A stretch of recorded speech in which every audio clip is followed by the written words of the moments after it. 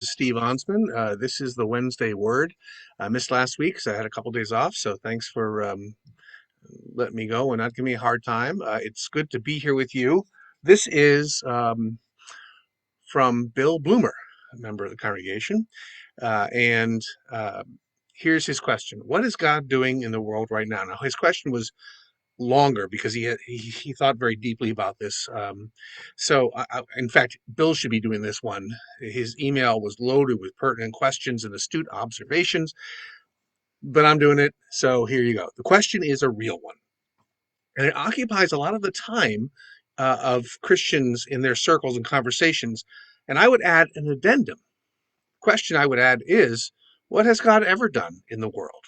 Okay, that's not as radical as it sounds. Of course, the birth, life, death, resurrection of Jesus is the most obvious answer for a Christian. But the purpose of those events was not to alleviate us of responsibility. It was to motivate us to use our free will to continue the work Jesus did. After all, he did say that we would do greater things than he did, which has really always been a hard thing for me to, honestly, to believe.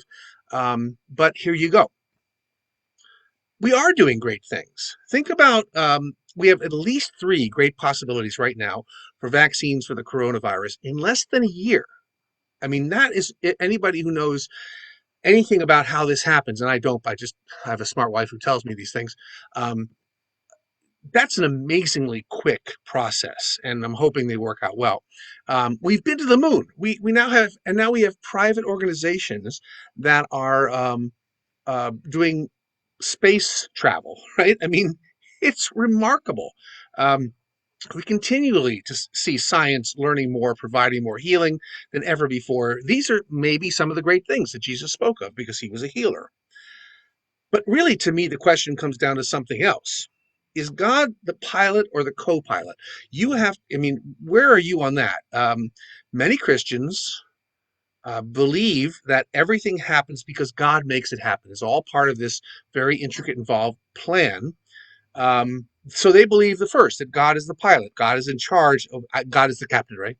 Now, and for those of us, myself included, who believe in free will as the greatest gift, beside after Jesus to humanity, we buy into the second one, that God's our co-pilot.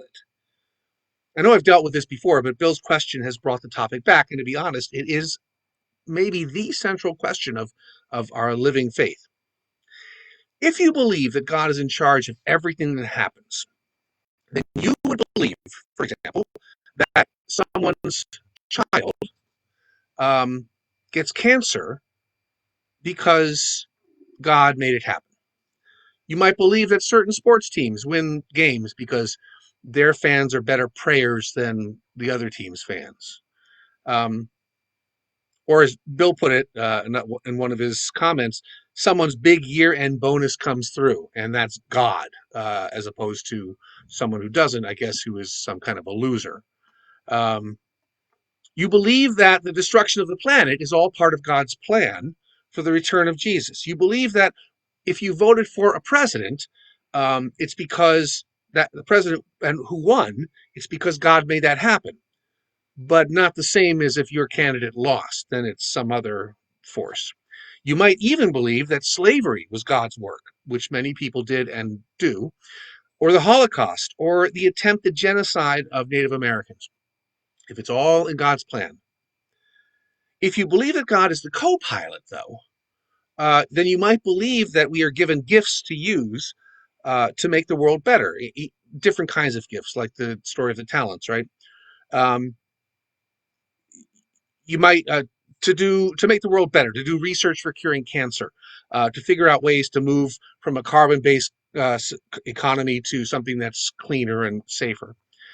You might believe that human sin that causes injustice must be addressed not by God putting God's metaphorical hand down and touching and changing, but by us working to end racism and child abuse and hatred of the poor.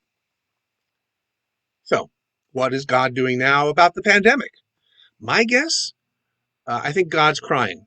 I think God is weeping at our lack of caring for each other. I just heard this morning on NPR. I hope I get the NPR. I hope they get the facts right.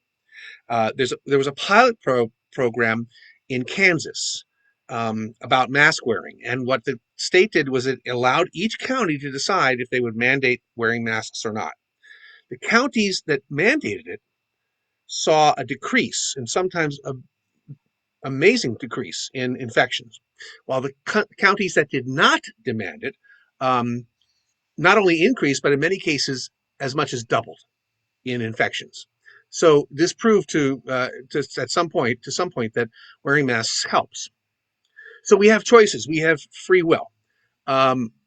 This pandemic is not God's will. It is not an act of nature, whatever that is, or an act of God. It is not a punishment. In fact, we don't even really know where it came from, but we do know this. Illness and disease are part of the imperfection of the created order. The fact that evil is in the world, that sin is in the world, means that the world was not created perfectly, but rather it was created imperfectly. And how we address those things is our free will given to us by God. So what is God doing in the world right now? I think God might be asking, what are you and I doing in the world right now? That would be an important thing to ask. So I think God is watching and waiting for us to be actual people of faith, not people of selfishness. So let's hope this doesn't take forever, because we all want to get on with our life. That's all I have for today. It is under 7 minutes. I will see you next week. And as always, be safe, wear your masks, wash your hands, keep physical distance of at least 6 feet. I like 10 feet for myself. And share this video with others. Have an amazing Thanksgiving, and I will see you next week.